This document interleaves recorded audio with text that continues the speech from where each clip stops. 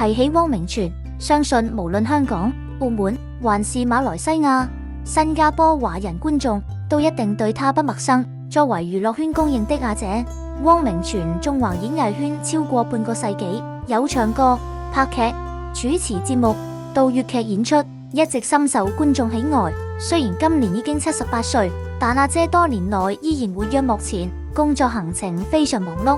不過近日，汪明荃就在個人專欄透露，自己身體出現了一些小狀況。原來他的甲狀腺出現問題，需要長期服藥跟進治療。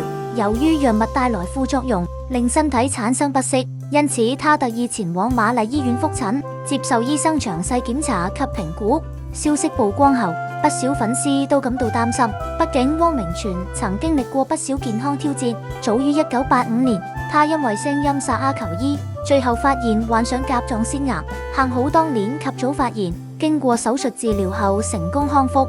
之後多年來，他一直非常關注自己的健康情況，定期接受身體檢查，所以今次再傳出甲狀腺問題，自然令外界特別關心。幸好阿姐很快向大家報平安。她透露，經過醫生檢查之後，情況並沒有想象中嚴重，醫生亦即時替她調整藥物分量，副作用明顯減少不少，身體狀況亦逐漸回復正常。而最令人佩服的是，汪明荃完成復診後，並沒有選擇回家休息，反而馬不停蹄趕往演唱會排現場。當日他依然精神十足，投入排練工作，對於每一個演出細節都親力親為認真處理。即使已經78歲，依然保持高度專業態度，難怪不少合作過的藝人都表示，阿姐對工作要求極高，亦十分自律，多年來始終如一。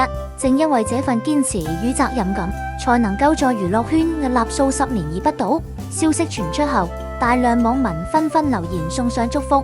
有人表示，阿姐真係好勁，78歲仲堅持工作，好值得尊敬。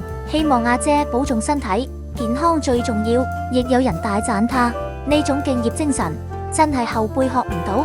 其實回顧汪明荃的人生，無論面對疾病、事業挑戰，還是人生高低起伏，他都一直以積極態度面對，從未向困難低頭。這種堅強精神，亦正正是大家一直欣賞他的原因。最後，希望阿姐身體健康，繼續為觀眾帶來更多精彩作品。